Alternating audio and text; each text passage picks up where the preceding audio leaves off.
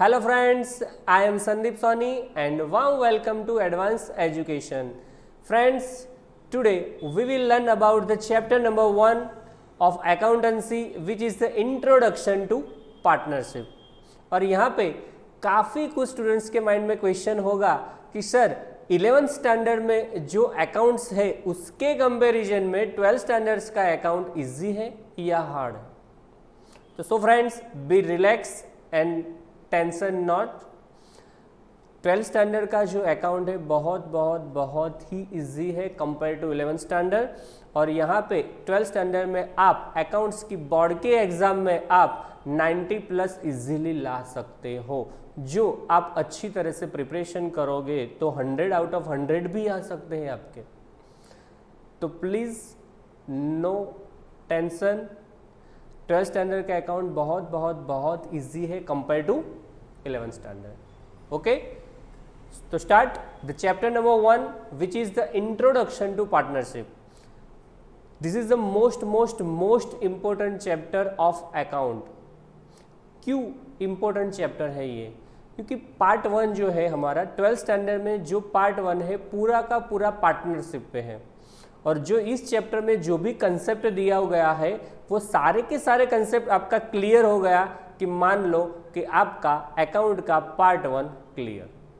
सारे के सारे कंसेप्ट पूरे के पूरे पार्ट 1 में आते हैं इस चैप्टर के। तो ये चैप्टर आपके लिए बहुत इम्पोर्टेंट चैप्टर है। तो बी केयरफुल, अच्छी तरह से उसको प्रिपेयर करना, समझना और जो भी क्वेश्चन है तो उसको सॉल्व कर देना। क्योंकि आपको पता ही होगा कि 11th स्टैंडर्ड में आपका फाइनल अकाउंट्स का सम आता था। बस जो फाइनल अकाउंट का सम यहाँ भी आता है, पार्टनरशिप का फाइनल अकाउंट्स का सम आता है, उसमें जो 2 नए अकाउंट्स आते हैं वो चैप्टर नंबर 1 में आते हैं। तो उसका कंसेप्ट भी इसमें आ जाता है। तो ये भी हमारे लिए बहुत इंपॉर्टेंट चैप्टर हो गया। तो let me start the chapter number 1। यहाँ पे हमारे माइंड में पहले ही क्वेश्चन होगा कि what is partnership, what is the meaning of partnership. हम जब भी पार्टनरशिप वर्ड सुनते हैं तो हमारे माइंड में क्या आ जाता है कि कोई 2 जन, 2 लोग, 3 लोग या 4 लोग, 5 लोग, इन शॉर्ट 2 से ज़्यादा लोग मिलके कोई बिजनेस करते हैं तो हम उससे क्या बोल सकते हैं कि ये लोग पार्टनर में कुछ बिजनेस कर रहे हैं, पार्टनरशिप कर रहे हैं। बेसिकली ये हमारे माइंड में यही आता है कि जब भी हम पार्टनरशिप वर्ड सुनते हैं तो माइंड में क्या आ जाता है कि लोग सारे मिलके 2-3 लोग या 4-5 लोग मिलके कुछ बिजनेस करते हैं। ओके, बट यहाँ पे जो एग्जाम में आपको क्वेश्चन आता है कि what is partnership and what is the meaning of partnership, तो हमें यहाँ पे प्रॉपर डेफिनेशन लिखनी है। वो क्या लिखनी है वो यहाँ पे दिखाया हुआ है। पहले हम रीड कर लेते हैं, उसके बाद उसको अंडरस्टैंड करते हैं। ओके, और section 4 of the Indian partnership act 1932 defines partnership as partnership is the relation between the persons who have agreed to share the profit of a business carried on by all or any one of them acting for all। यहाँ पे उसको हम समझते हैं, understanding करते हैं कि definition में क्या दिया हुआ है। यहाँ पे बोला गया है कि section 4 of the Indian partnership act 1932, यानी कि जो यहाँ पे डेफिनेशन दिया हुआ है, यहाँ पे जो लो पार्टनरशिप का जो लो बनाया हुआ है वो कब बनाया हुआ है? 1932 में। और वही मतलब कि जब भी लो बना है तब भी यहाँ पे डेफिनेशन दी है कि partnership is the relation between the person. यहाँ पे ध्यान रखना, यहाँ पे कोई रिलेशन एनिमल के साथ नहीं है, बर्ड के साथ नहीं है, यहाँ पे पर्सन के साथ है। ये वर्ड को ध्यान रखना। क्या लिखा हुआ है? Relation between the persons who have agreed to share the profit। मतलब कि जो भी पर्सन है वो सारे के सारे पर्सन जो भी प्रॉफिट हुआ है वो शेयर करने के लिए एग्री होते हैं। ऐसा नहीं है कि बाद में कुछ प्रॉफिट हो और बीच में झगड़ा हो जाए, ऐसा नहीं है। कुछ भी प्रॉफिट हो आपस में शेयर कर लेना है। मतलब कि agree to share the profit of a business carried on by all. इसका मीनिंग क्या हुआ कि जो भी बिजनेस हमें कैरिड यानी कि रन करना है वो सारे के सारे जो भी जितने भी पार्टनर है, जितने भी पर्सन है, 2 पर्सन है या 3 पर्सन है, वो साथ में मिलके करते हैं। एग्जाम्पल के तौर पे हम दे सकते हैं कि मान लो कि आपके 3 फ्रेंड मिलके कुछ बिजनेस कर रहे हो तो उसको पार्टनरशिप में आप बिजनेस कर रहे हो ऐसा बोल सकते हैं। ओके, बट आप तीन साथ में इसमें काम कर रहे हो, तीन इसमें मैनेजमेंट कर रहे हो, तो उसको बोलेंगे कैरिड ऑन बाय ऑल और एनी वन ऑफ देम। मान लो कि आप 3 फ्रेंड हो, 3 में से कोई एक ही पार्टनर ज्यादा मतलब कि काम कर रहा है, 2 पार्टनर काम नहीं कर रहे हैं, मतलब कि वो जस्ट ओनली इन्वेस्टमेंट किया हुआ है या तो कुछ अपने ब्रांड या तो अपने नाम का कुछ बेनिफिट ले रहा है, वो काम नहीं कर रहा है। मतलब कि जो आप 3 पार्टनर है उसमें से कोई एक काम कर रहा है, तो आपके माइंड में क्वेश्चन होगा कि सर 3 पार्टनर है तो तीनों को काम करना चाहिए ना। तो फ्रेंड्स यहाँ पे ध्यान रखना, ऐसा यहाँ पे जरूरी नहीं है कि जितने पार्टनर्स है वो सारे के सारे पार्टनर्स को काम करना है। हाँ, सारे के सारे पार्टनर्स मिलके भी काम कर सकते हैं, बिजनेस को रन कर सकते हैं। अदरवाइज 3 में से कोई 2 लोग भी आप बिजनेस को रन कर रहे हैं, अदरवाइज 3 में से कोई एक भी आप रन कर सकते हो। इसलिए यहाँ पे लिखा हुआ है कैरिड ऑन बाय ऑल और any one of them acting for all. तो ये यहाँ पे हमें पार्टनरशिप का डेफिनेशन दिया हुआ है। एग्जाम में 1 मार्क्स में वो ऑब्जेक्टिव में आ जाता है डेफिनेशन कि what is the partnership. Otherwise दूसरा क्वेश्चन आ सकता है give the meaning of partnership, what is the definition of partnership. तो 1 मार्क्स में ये आपको लिख लेना है, ध्यान रखना। ओके, नेक्स्ट क्वेश्चन है हमारा partner. What is a partner. यहाँ पे ध्यान रखना, partnership is a different thing and partner is a different thing. दोनों को मैच मत कर देना। क्वेश्चन पार्टनर का आता है तो पार्टनर की ही डेफिनेशन लिखनी है, पार्टनरशिप का आता है तो पार्टनरशिप की ही डेफिनेशन लिखनी है, दोनों को मिक्स मत कर देना। ओके, चलो व्हाट इज अ पार्टनर। चलो यहाँ पे आपको एक एग्जांपल दे रहा हूँ। मान लो कि आप 3 फ्रेंड हो और साथ में मिलके कुछ बिजनेस रन कर रहे हो पार्टनरशिप में, और आपको पूछा जाए कि जो भी आप बिजनेस रन कर रहे हो उसमें आप कौन हो, तो आपका आंसर क्या होगा। तो आपका आंसर होगा कि मैं इस बिजनेस में पार्टनर हूं। आपको बोला जाए कि आप जो तीनों मिलके बिजनेस कर रहे हो, इस बिजनेस में आप कौन हो, तो आपका आंसर क्या होगा कि सर मैं इस बिजनेस में पार्टनर हूं। मतलब कि कोई भी पर्सन जो बिजनेस मतलब के मिलके पार्टनरशिप में जो भी बिजनेस कर रहे हैं उसमें किसी भी पर्सन को इंडिविजुअली बोला जाए, इंडिविजुअली वो क्या हो जाएगा, इंडिविजुअली वो हमें पार्टनर बोल सकते हैं हम उसे। ओके, तो उसका डेफिनेशन यही है कि the person who enter into such partnership, such a relationship are individually called a partner. The person who enter such relationship, मिलके आप काम कर रहे हो तो इंडिविजुअली आप क्या हो गए, बिजनेस के पार्टनर हो गए। तो ये डेफिनेशन भी 1 मार्क्स में आ सकती है, तो इसको ध्यान से रखना और प्रिपेयर कर देना। उसके बाद है पार्टनरशिप फॉर्म, ये तीसरी डेफिनेशन है, तीनों अलग अलग है। What is partnership, what is partner and what is partnership form. तो जो भी पर्सनल पार्टनरशिप में बिजनेस कर रहे हो ना, जितने भी पर्सन मिलके पार्टनरशिप में बिजनेस कर रहे हो वो बिजनेस को क्या कहते हैं हम, पार्टनरशिप फर्म, दैट्स इट। तो उसकी डेफिनेशन यही है, the business run collectively in partnership by 2 और more person is known as partnership. Partnership में मिनिमम 2 पर्सन होते हैं, 2 person and more than 2 person मिलके जो भी बिजनेस रन कर रहे हैं उसे हम क्या बोल सकते हैं, पार्टनरशिप फर्म। बहुत इजी डेफिनेशन है, the business run collectively in partnership by 2 और more person is known as partnership form. Okay, तो यहाँ पे ध्यान रखना 1 मार्क्स ऑब्जेक्टिव में एसक्यू में आ सकता है, what is partnership, what is partner and what is partnership form. Okay, so next topic is characteristic of partnership. It is a must important topic. It must.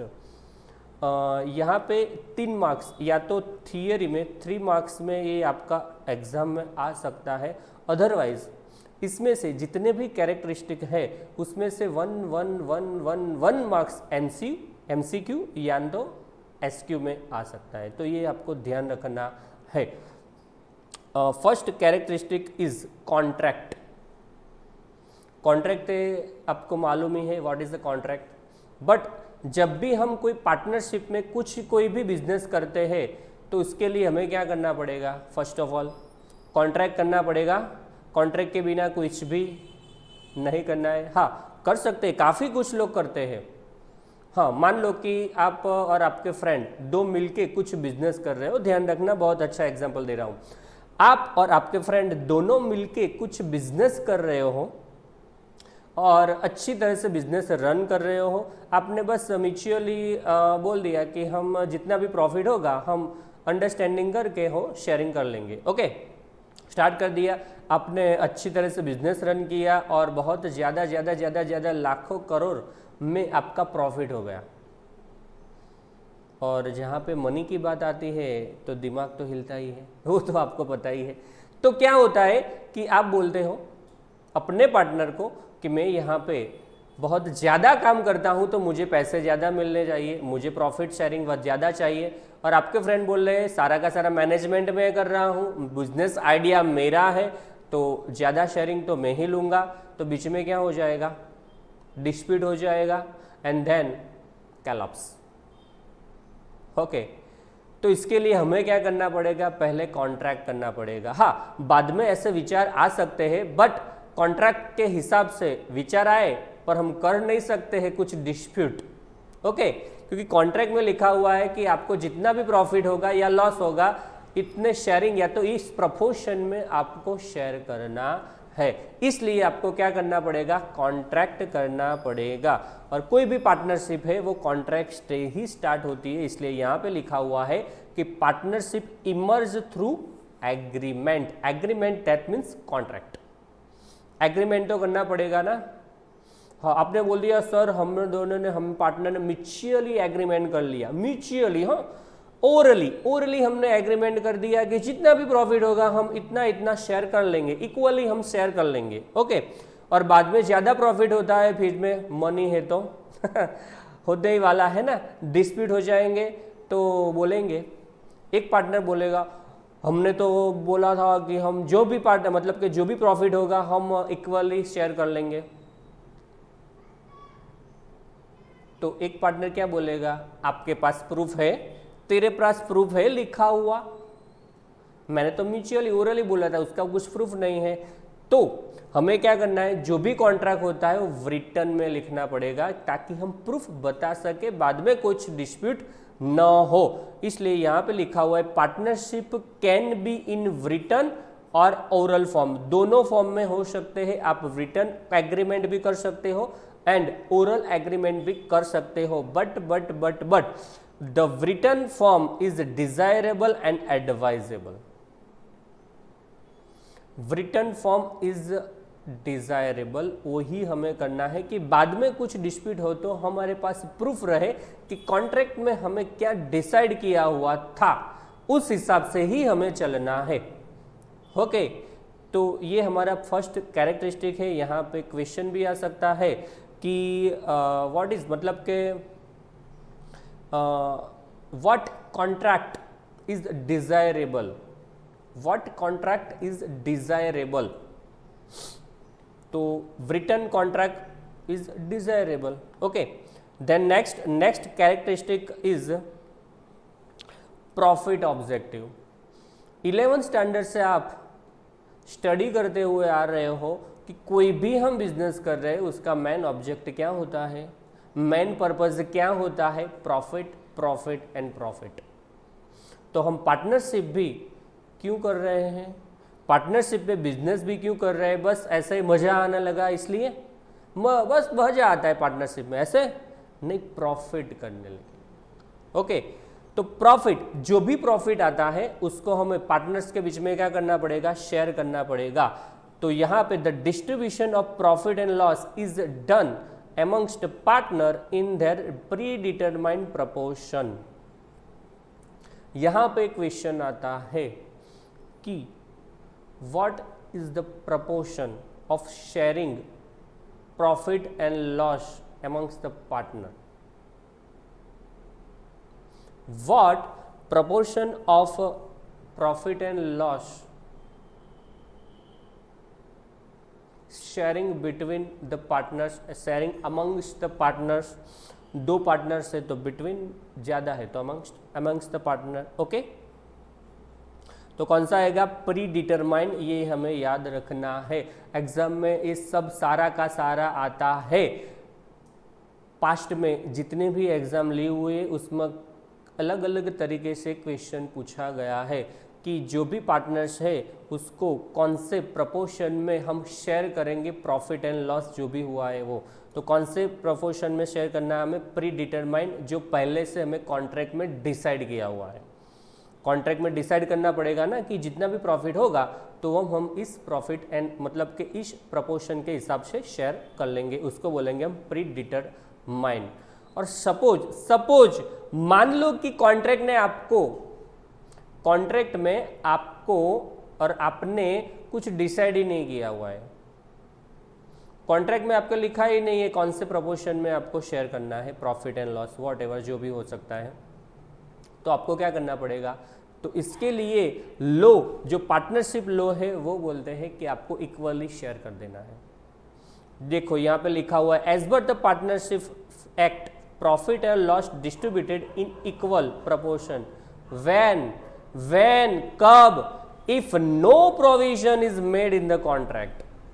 तो यहां पे क्वेश्चन ये आ सकता है कि if no provision made in contract तो what is the proportion, यानी कि what is the proportion of profit and loss sharing amongst the partners। so what, equally distributed, equal proportion में हमें डिस्ट्रीब्यूट करना है कि जब भी हमें कॉन्ट्रैक्ट में यहाँ पे कुछ भी डिसाइड नहीं किया है कि कौन से प्रॉफिट मतलब कि कौन से प्रपोर्शन में हमें शेयर करना है, तो हमें क्या करना पड़ेगा, इक्वली डिस्ट्रीब्यूट करना देना है। तो ये हमें ध्यान रखना है। एसक्यू एमसीक्यू में भी आ सकता है, एज वेल एज जितने भी हम सम इलस्ट्रेशन या तो एक्सरसाइज के जितने भी सम्स हम काउंट करेंगे उसमें तो बहुत बेनिफिट आएगा, सारे के सारे। हाँ, पूरे के पूरे पार्ट 1 में आएगा पूरा का पूरा कंसेप्ट, बाकी मैं डायरेक्ट सम आपको सिखा सकता हूँ तो आपको मज़ा भी आए, बट ये कंसेप्ट क्लियर होना ज़रूरी है। मान लो कि थियरी आ गई तो एग्ज़ाम में वो बोर्ड वाले तो हमारे चाचा मामा तो है नहीं, तो हमको पूछ के वो पेपर निकालेंगे। ओके, नेक्स्ट चलो, third characteristic is legal business. What ever, कोई भी हम बिजनेस करते हैं तो हम कौन सा बिजनेस मतलब कि कैसा बिजनेस करेंगे, लीगल बिजनेस जो इलीगल नहीं होता है। ओके, तो ऐसे ही पार्टनरशिप फर्म है, वो पार्टनरशिप करेंगे वो भी हम लीगल बिजनेस के लिए गएंगे। Partnership firm is form to do a legal business, not a illegal business. मतलब कि कोई भी हम पार्टनरशिप में बिजनेस करेंगे वो लीगल होगा, जो भी स्टेट में करेंगे, जो भी डिस्ट्रिक्ट में करेंगे, वहाँ के जो रूल्स एंड रेगुलेशन है, जहाँ वहाँ के लॉ है, उस हिसाब से भी हमें करना है। लॉ के अगेंस्ट यानी कि इलीगल बिजनेस हमें नहीं करना है।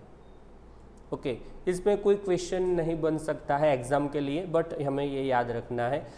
Next is agent. What is agent?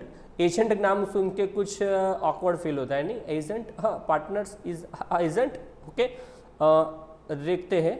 The business of partnership, the business of partnership firm is run by all the partners और any one of them, for all और more then one partner. वो हमें आगे देख लिया, definition में ये सारा का सारा आ गया हो भैया। हाँ, देख लेना। जो भी हम बिजनेस पार्टनरशिप फर्म में करते हैं, पार्टनरशिप में करते हैं, तो वो सारे पार्टनर्स मिलके करते हैं, सारे में से कोई एक हम करते मतलब के करता है, और एक से ज़्यादा पार्टनर्स मिलके हम काम करते हैं। तो इस हिसाब से हम बोल सकते हैं कि जो भी पार्टनर्स है वो एक दूसरे के एजेंट है। कोई किससे ज़्यादा नहीं है, कोई किससे कम नहीं है, सबकी रिस्पॉन्सिबिलिटी सेम है। एक दूसरे के वो क्या कहलाते हैं, एजेंट। ये 1 मार्क्स में आ सकता है कि दस each partner is an agent of each other. क्यों? क्योंकि सारे के सारे पार्टनर्स मिलके बिजनेस रन कर रहे हैं, अदरवाइज और वो कोई एक बिजनेस रन कर रहा है या तो एक से ज़्यादा पर्सन मिलके वो बिजनेस रन कर रहे हैं, इसलिए हम इसको क्या बोलते हैं, each partner is an agent of each other. एक दूसरे के वो क्या है, एजेंट हैं, वो ये हमें याद रखना है। उसके बाद का कैरेक्टरिस्टिक है number of partner. This is most IMP question. सबको ही पता है कि पार्टनरशिप में मिनिमम कितने पार्टनर होते हैं। What is the number of partners, minimum number of partners in partnership firm? 2, वो सबको पता है। बट हमारा यहाँ पे क्वेश्चन है मैक्सिमम कितना होगा। तो मैक्सिमम आपको पता ही है, the government has prescribed the maximum number of partners in firm to be 50 of the Companies Rule Act 2014। जो 2014 में नया कंपनी लॉ बनाया गया है, इसमें कितने पार्टनर्स हैं, मैक्सिमम 50 पार्टनर्स आप रख सकते हो, मैक्स टू मैक्स। यहाँ पे थोड़ा मैं नॉलेज दे देता हूँ आपको। आपको शायद पता होगा कि company law first of all कब बना था, कब हुआ था, 1956 में। इसलिए हम बोलते हैं 1956 company act. Company act start कहाँ से हुआ था, मतलब कि कब से हुआ था, 1956। उसके बाद 2013 में उसमें मेजर चेंजेस हो गए, उसमें बहुत ज़्यादा चेंजेस हो गए 2013 में। उसको नया मतलब कि कुछ बहुत चेंजेस इसमें कर लिए। उसके बाद 1 अप्रैल 2014 में उसको उस कंपनी एक्ट को उसको अप्लाई कर दिया। 2013 में ये कंपनी एक्ट तो बनाया और 2014 में उसको क्या कर दिया, अप्लाई कर दिया। और इस कंपनी एक्ट में लिखा हुआ था, क्या लिखा हुआ था, ध्यान से सुनना हो।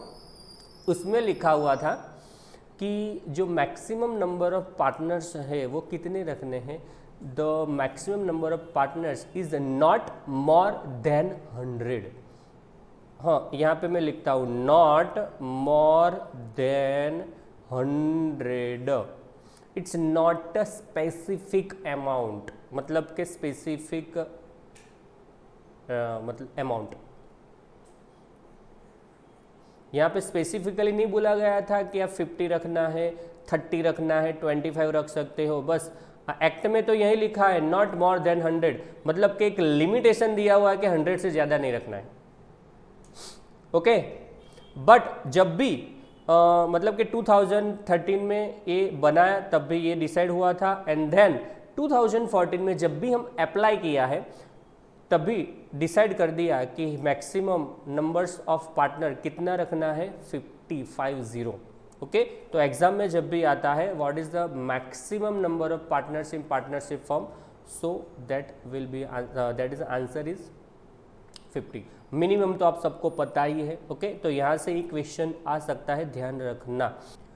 उसके बाद का कैरेक्टरिस्टिक है unlimited liabilities. What is the liabilities of partners? ये क्वेश्चन मोस्ट IMP क्वेश्चन है कि what is the liability of partners, मतलब कि जो भी पार्टनर्स है उसकी लायबिलिटीज क्या है। तो द पार्टनर्स मतलब कि the liabilities of partners is unlimited.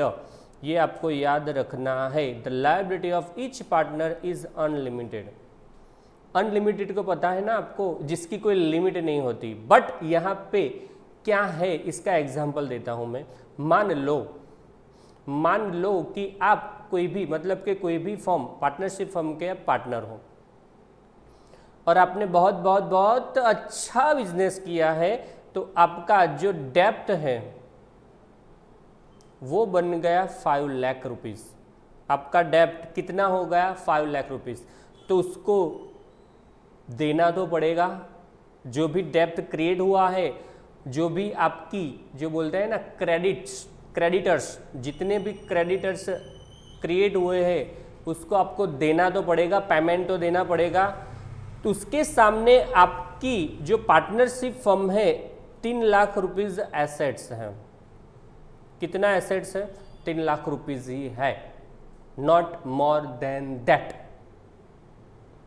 5 lakh आपको देना है, वो डेप्ट बन चुकी है आपकी, और आपने बहुत अच्छा बिजनेस किया है तो 5 लाख रुपीज़ का आपका डेप्ट हो गया और आपके पास ओनली 3 लाख रुपीज़ का एसेट्स है। तो क्या करेंगे?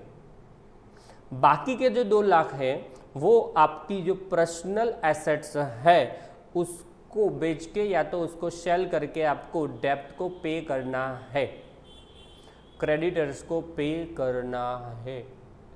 उसी को बोलते हैं अनलिमिटेड लायबिलिटीज, जिसकी कोई लिमिट नहीं है। प्रॉफिट में तो आप ले सकते हैं, जब भी आपका डेप्ट हो जाता है तो क्या करेंगे आप? तो उसको आपको घर से भी पैसा देना पड़ेगा। इसको बोलते हैं अनलिमिटेड लायबिलिटीज। यहाँ पे लिखा हुआ है, देखो, as per partnership act partners are responsible to pay business obligation from their personal property when the firm does not have sufficient assets to pay liabilities of the business। मतलब कि जो firm की लायबिलिटीज है बहुत आपके पास जितनी assets है firm में उससे ज़्यादा आपकी लायबिलिटीज हो जाए तो बाकी की जो लायबिलिटीज है वो अपने पर्सनल एसेट्स को सेल करके आप को देना पड़ेगा। उसको बोलते हैं अनलिमिटेड लायबिलिटीज। ओके, क्लियर हो गया। एंड देन नेक्स्ट कैरेक्टरिस्टिक है आपका ownership and management. This is the last characteristic of partnership, ownership and management. मैं आपको एक क्वेश्चन करता हूँ कि आपका जो पार्टनरशिप फर्म है उसका ऑनर कौन है? Who is the owner of partnership firm? तो आप बोलेंगे साहब हम, मतलब कि पार्टनर। तो partner of a owner, partner is the owner of partnership firm and as well as partners are managed in partnership firm। सारा का सारा मैनेजमेंट कौन करता है? पार्टनर्स ही करते हैं ना। तो दोनों एक ही हुए ना। The partners are owners of business and they do the management of business. That's why the management of business is done either by और बाय वन पार्टनर और मोर देन वन पार्टनर। मतलब कि यहाँ पे ये बोलते हैं कि जो भी ऑनर है या तो मैनेजमेंट जो भी करना है वो कौन है? वो एक ही पर्सन है, partner, partner and partner. Owner partner है, मैनेजमेंट कौन करता है? पार्टनर है। इसलिए ownership and management both the same. One person can do management and who is the owner. Okay, तो यहाँ पे सारे की सारी कैरेक्टरिस्टिक आपकी कंप्लीट हो गई है और आपको उसके बाद का जो टॉपिक है ना वो मोस्ट इंपॉर्टेंट है, दैट इज अ कॉन्ट्रैक्ट। यहाँ पे तो देख लिया कि कॉन्ट्रैक्ट करना पड़ेगा, रिटर्न में कॉन्ट्रैक्ट करना पड़ेगा, पर कॉन्ट्रैक्ट में करना क्या पड़ेगा वो हमें नेक्स्ट लेक्चर में हम उसका डिसाइड करेंगे, डिस्कस करेंगे। उसमें से कौन से क्वेश्चन एग्जाम में आ सकते हैं हम वो देखेंगे। ओके, तो आज के जो भी सेशन है, आज के लेक्चर के लिए thank you and bye bye.